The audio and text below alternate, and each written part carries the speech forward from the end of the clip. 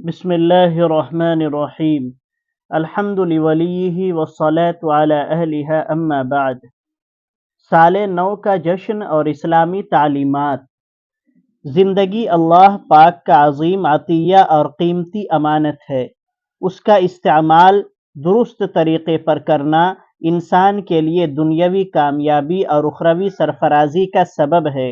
اور اس کا ضیاع انسان کی ہلاکت و بربادی کے دہانے تک پہنچا دیتا ہے۔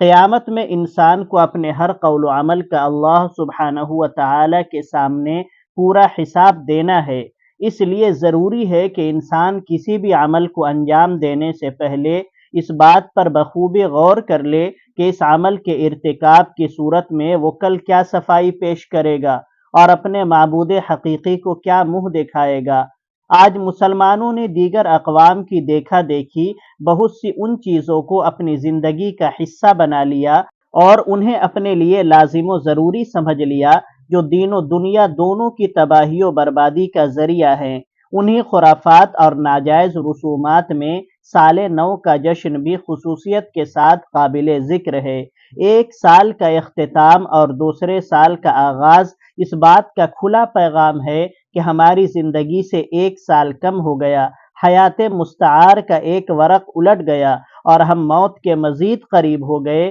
اس لحاظ سے ہماری فکر اور ذمہ داری اور بڑھ جانی چاہیے۔ ہمیں پوری سنجیدگی کے ساتھ اپنی زندگی اور وقت کو منظم کر کے اچھے اختتام کی کوشش میں لگ جانا چاہیے اور اپنا محاسبہ کر کے کمزوریوں کو دور کرنے اور اچھائیوں کو انجام دینے کی سعی کرنی چاہیے۔ مگر افسوس صد افسوس، اس کے برعکس دیکھا یہ جاتا ہے کہ عیسوی سال کے اختتام اور نئے سال کے آغاز پر مغربی ممالک کی طرح ہمارے ملک کے بہت سارے مسلم اور غیر مسلم، بالخصوص نوجوان لڑکیاں اور لڑکے دھوم دھام سے خوشیاں مناتے ہیں، آتش بازی کرتے ہیں، کیک کاٹتے ہیں اور ایک دوسرے کو نئے سال کی مبارکباد پیش کرتے ہیں۔ پھر اظہار مسرت کے اس بے محل موقع پر وہ جائز اور مناسب حدود سے نکل کر بہت سے ایسے کام بھی کرتے ہیں جنہیں ایک سلیم العقل انسان اچھی نگاہ سے نہیں دیکھتا، اور نہ ہی انسانی سماج کے لیے وہ کام کسی طرح مفید ہیں، بلکہ نگاہ بصیرت سے دیکھا جائے تو حد درجہ مضر ہیں۔ مثال کے طور پر 31 دسمبر اور 1 جنوری کے بیچ کی شب میں نئے عیسوی سال کے آغاز کی خوشی مناتے ہوئے جگہ جگہ قمقمے روشن کیے جاتے ہیں، رنگ برنگی تقاریب کا اہتمام ہوتا ہے، ناچنے گانے والیوں کو بلا کر رقص و سرود کی محفلیں جمتی ہیں، اور ان حرام کاموں پر بے تحاشا پیسہ خرچ کیا جاتا ہے۔ بہت سارے نوجوان اس رات شراب و کباب کا جم کر استعمال کرتے ہیں اور اس غلط کام پر بھی بے دریغ پیسہ صرف کرتے ہیں۔ ہم نہیں سمجھتے کہ شراب نوشی کی کسی بھی مذہب میں کوئی بھی گنجائش ہوگی۔ یہ انسانی عقل کو سلب کر کے آدمی کو بالکل ناکارہ بنا دیتی ہے، اور اس کے نشے میں انسان قتل و غارت گری، زناکاری و بدکاری اور بہت ساری دوسری برائیوں کا بلا جھجک ارتکاب کرتا ہے۔ الغرض، پرانے سال کے اختتام اور نئے سال کے آغاز پر یعنی 31 دسمبر اور 1 جنوری کی درمیانی شب فحاشی و عریانی کی تمام حدوں سے گزر جانے، بے دریغ مال و اوقات کا ضیاع کرنے، نیز مذہبی و اخلاقی پابندیوں کو پاؤں تلے روند ڈالنے، بلکہ حیوانیت کا گندا مظاہرہ کرنے کو فی زمانہ نیو ایئر سیلیبریشن سے تعبیر کیا جاتا ہے، جس میں متعدد گناہوں کے ساتھ اسراف و فضول خرچی، کفار و مشرکین کی تقلید، نعمت خداوندی کی ناقدری اور وقت کا ضیاع جیسے بیشتر امور بھی شامل ہیں۔ جشن سال نو کا آغاز و ارتقاء۔ دیگر بہت سی خرافات کی طرح یہ رسم بد بھی یہود و نصارہ کی دین ہے، جو مسلمانوں میں فحاشی، عریانی اور بے حیائی کو عام کرنے کے لیے ایجاد کی گئی۔ کہا جاتا ہے کہ نئے عیسوی سال کا جشن پہلی بار 1 جنوری 1600 عیسوی کو اسکاٹ لینڈ میں منایا گیا، اس لیے کہ عیسائی اسی سے نئے سال کی ابتدا مانتے ہیں، جبکہ یہ تاریخ مروجہ میلاد مسیح سے مختلف ہے، یعنی میلاد مسیح 25 دسمبر اور نئے سال کا آغاز اس کے ایک ہفتے بعد 31 دسمبر۔ پھر عصر حاضر میں نئے سال کا جشن ایک اہم تقریب کے طور پر عیسائیوں غیر عیسائی ممالک میں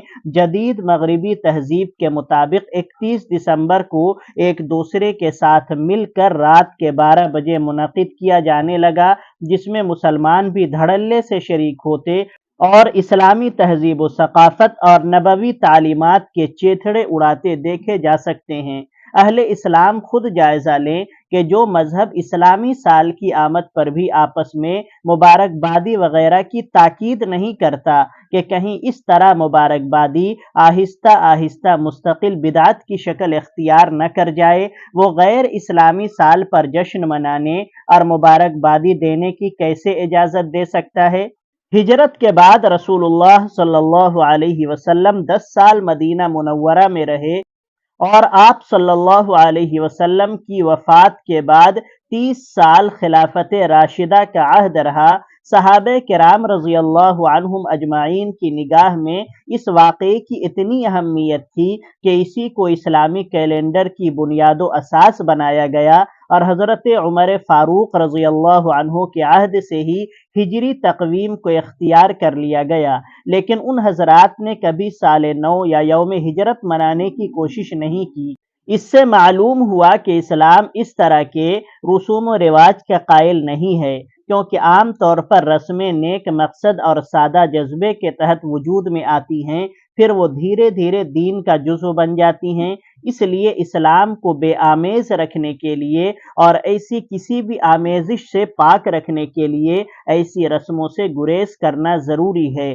اسلام میں نئے سال کی ابتدا پر یوں مادر پدر آزاد ہو جانے کی کوئی اجازت نہیں ہے، اور المیہ یہ ہے کہ آج ہم پر مغربی ثقافت کا ایسا رنگ چھایا، ہم بھول ہی گئے کہ اسلامی سال کی ابتدا محرم کے مہینے سے ہوتی ہے اور اختتام ذی الحجہ کے مہینے پر ہوتا ہے۔ ہمارے کیلنڈروں پر انگریزی تاریخی درج ہوتی ہے، دفاتر میں انگریزی تاریخ والا کیلنڈر، ملازمین کی تنخواہیں اسی کیلنڈر کے مطابق، شادی بیاہ اسی کیلنڈر کے مطابق، چھٹیاں بھی انہی تاریخوں کے حساب سے، گویا کہ اسلامی مہینوں کی تاریخیں محض رمضان المبارک اور عیدین کے ساتھ ہی معلق ہو کر رہ گئی، جبکہ اسلامی مہینوں کی بنیاد چاند کے گھٹنے اور بڑھنے پر ہے، جس کا ادراک ایک عام ان پڑھ آدمی بھی کر سکتا ہے۔ پھر دوسری طرف اسلامی مہینوں کے نام شریعت نے وضع کیے اور چاند کے گھٹنے اور بڑھنے کو ان کی بنیاد قرار دیا، گویا کہ اسلامی سال اور مہینوں کا نظام ایک باقاعدہ ترتیب شدہ